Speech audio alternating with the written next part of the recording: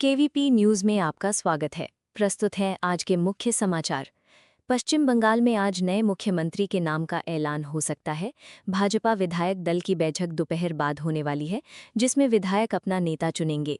केंद्रीय गृह मंत्री अमित शाह को पर्यवेक्षक बनाया गया है और वे कोलकाता पहुंच चुके हैं। मीडिया रिपोर्ट्स के मुताबिक 9 मई को कोलकाता के ब्रिगेड परेड ग्राउंड में शपथ ग्रहण समारोह आयोजित होगा। सीएम पद के लिए कई नाम चर्चा में हैं, जिनमें महिला चेहरे और संगठन से जुड़े नेताओं के नाम भी शामिल बताए जा रहे हैं। भाजपा पहली बार बंगाल में सरकार बनाने जा रही है, इसलिए शपथ ग्रहण समारोह को बड़े शक्ति प्रदर्शन के रूप में देखा जा रहा है। कार्यक्रम में प्रधानमंत्री नरेंद्र मोदी, अमित शाह और एनडीए शासित राज्यों के कई मुख्यमंत्री शामिल हो सकते हैं। तमिलनाडु में नई सरकार के गठन को लेकर सस्पेंस बना हुआ है। टीवी के प्रमुख विजय ने सरकार बनाने का दावा पेश किया है, लेकिन बहुमत के आंकड़े को लेकर राजनीतिक हलचल तेज है। इसी बीच डीएमके ने अपने विधायकों को 10 मई तक चेन्नई में मौजूद रहने के निर्देश दिए हैं। रिपोर्ट्स के मुताबिक राज्यपाल से मुलाकात के बाद विजय को सरकार गठन के लिए सकारात्मक संकेत मिले हैं और जल्द शपथ ग्रहण हो सकता है।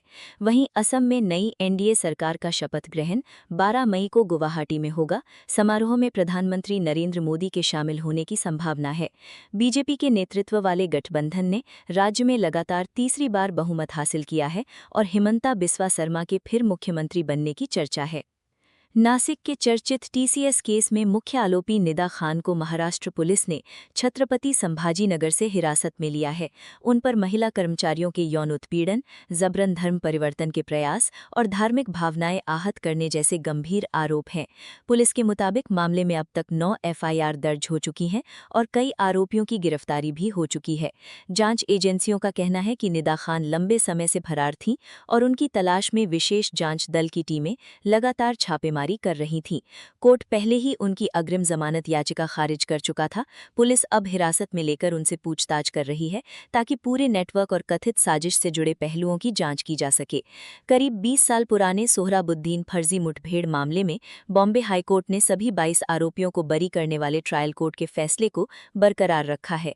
अदालत ने कहा कि अभियोजन पक्ष आरोपियों के खिलाफ ठोस और भरोसेमंद सबूत पेश नहीं कर सका, इसलिए केवल संदेह के आधार पर सजा नहीं दी जा सकती। हाईकोर्ट ने सोहराबुद्दीन शेख के भाइयों की अपील भी खारिज कर दी। ये मामला 2005 में सोहराबुद्दीन शेख, उनकी पत्नी कौसर बी और बाद में गवाह माने गए तुलसीराम प्रजापति की कथित फर्जी मुठभेड़ से जुड़ा था। मामले में गुजरात और राजस्थान पुलिस के कई अधिकारियों के नाम सामने आए थे। 2018 में विशेष सीबीआई अदालत ने सभी आरोपियों को बरी कर दिया था, जिसे अब हाईकोर्ट ने भी सही ठहराया। मेघालय के चर्चित राजा रघुवंशी हत्याकांड में आरोपियों को अदालत से बड़ा झटका लगा है। शिलांग सेशन कोर्ट ने मुख्य आरोपी राज कुशवाहा समेत 4 आरोपियों की जमानत याचिकाएं खारिज कर दी। वहीं मुख्य आरोपी सोनम रघुवंशी को मिली जमानत के खिलाफ मेघालय सरकार हाईकोर्ट पहुंची है। सरकार का कहना है कि पुलिस जांच में कोई गलती नहीं हुई और निचली अदालत ने मामले की गंभीरता को नजरअंदाज किया। हाईकोर्ट ने सोनम को नोटिस जारी करते हुए अगली सुनवाई 12 मई तय की है। ओडिशा के भुवनेश्वर के बाहरी इलाके बालियंता में जीआरपी के एक कांस्टेबल की भीड़ ने पीट कर हत्या कर दी। आरोप था कि उसने सड़क पर जा रही 2 महिलाओं से छेड़छाड़ और यौन उत्पीड़न की कोशिश की। घटना के दौरान लोगों ने उसे खंभे से बांधकर बेरहमी से पीटा, जबकि एक अन्य व्यक्ति गंभीर रूप से घायल हो गया।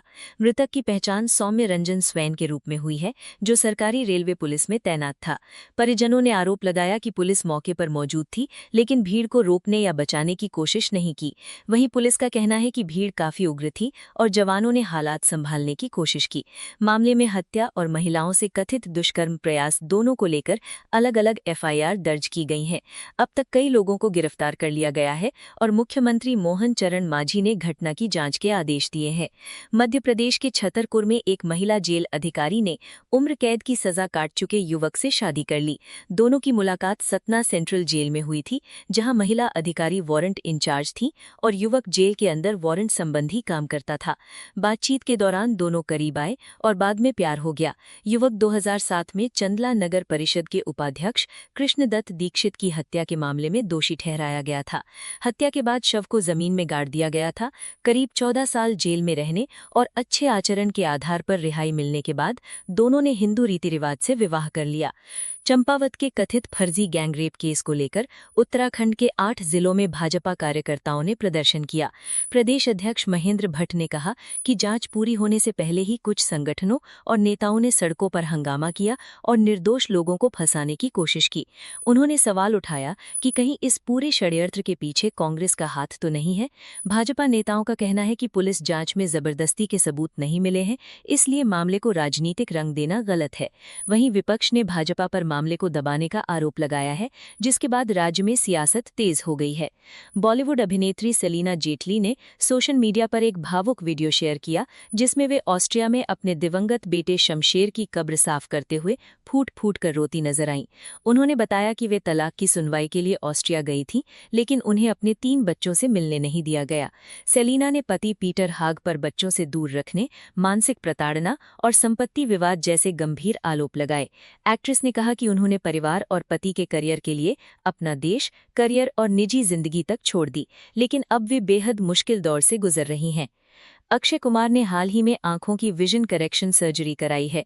रिपोर्ट्स के मुताबिक उन्हें कुछ समय से देखने में दिक्कत हो रही थी, जिसके बाद 6 मई को मुंबई में उनकी मामूली सर्जरी हुई। सर्जरी सफल रही और डॉक्टरों ने उन्हें कुछ दिनों तक आराम करने की सलाह दी। बताया जा रहा है कि अक्षय 5 मई तक निर्देशक अनीस बाज़मेई की अगली फिल्म की शूटिंग कर रहे थे, जिसमें विद्या बालन और राशि खन्ना भी नजर आएंगी। व्यस्त शूटिंग शेड्यूल पूरा करने के बाद उन्होंने स्वास्थ्य को प्राथमिकता देते हुए एक्टिंग से छोटा ब्रेक लिया है। रेल यात्रियों को जल्द ही टिकट बुकिंग के समय ये जानकारी मिल सकेगी कि उनकी वेटिंग टिकट कंफर्म होने की कितनी संभावना है। रेलवे नई टेक्निक और डेटा एनालिसिस के जरिए ये सुविधा शुरू करने की तैयारी में है। वहीं दूसरी ओर कई राज्यों में शराब और बियर की कीमतें 20% तक बढ़ सकती हैं। इसके अलावा भारत की निजी अंतरिक्ष कंपनी स्काई रूट एरोस्पेस ने बड़ी उपलब्धि हासिल करते हुए देश की पहली स्पेस टेक यूनिकॉर्न कंपनी बनने का दर्जा हासिल किया है। Bharat UK free trade agreement का असर अब लग्जरी कारों की कीमतों पर दिखना शुरू हो गया है। रेंज रोवर एसवी की कीमत भारत में 75 लाख रुपए घटाकर करीब 3.5 करोड़ रुपए कर दी गई है, जबकि रेंज रोवर स्पोर्ट एसवी भी लगभग 40 लाख रुपए सस्ती हुई है। कंपनी ने बताया कि यूके से इंपोर्ट होने वाली सीबीयू गाड़ियों पर आयात शुल्क में संभावित कटौती के चलते ये फैसला लिया गया। नई कीमतें तुरंत लागू हो गई हैं। रिपोर्ट्स के मुताबिक पहले रेंज रोवर एसवी की एक्स शोरूम कीमत करीब 4.25 करोड़ रुपए थी, जो अब घटकर 3.5 करोड़ रुपए रह गई है। वहीं स्पोर्ट एसवी एडिशन 2 की कीमत 2.75 करोड़ रुपए से घटकर 2.35 करोड़ रुपए रह गई है। हालांकि भारत में लोकली असेंबल होने वाले मॉडल्स और स्लोवाकिया में बनने वाले डिफेंडर और डिस्कवरी की कीमतों में कोई बदलाव नहीं किया गया है। लखनऊ सुपर जायंट्स ने लगातार 6 हार के बाद आखिरकार जीत दर्ज करते हुए रॉयल चैलेंजर्स बैंगलोर को 9 रन से हरा दिया। बारिश से प्रभावित ये मुकाबला 19-19 ओवर का हुआ, जिसमें लखनऊ ने पहले बल्लेबाजी करते हुए 209 रन 3 विकेट बनाए। टीम के लिए मिचेल मार्श ने 56 गेंदों पर 111 रन की तूफानी पारी खेली। जवाब में बैंगलोर की टीम 203 रन 6 विकेट ही बना सकी।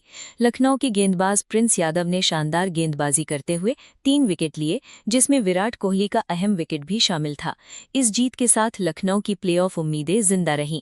भारतीय टी20 टीम के कप्तान सूर्य कुमार यादव शादी के करीब 10 साल बाद पिता बन गए हैं।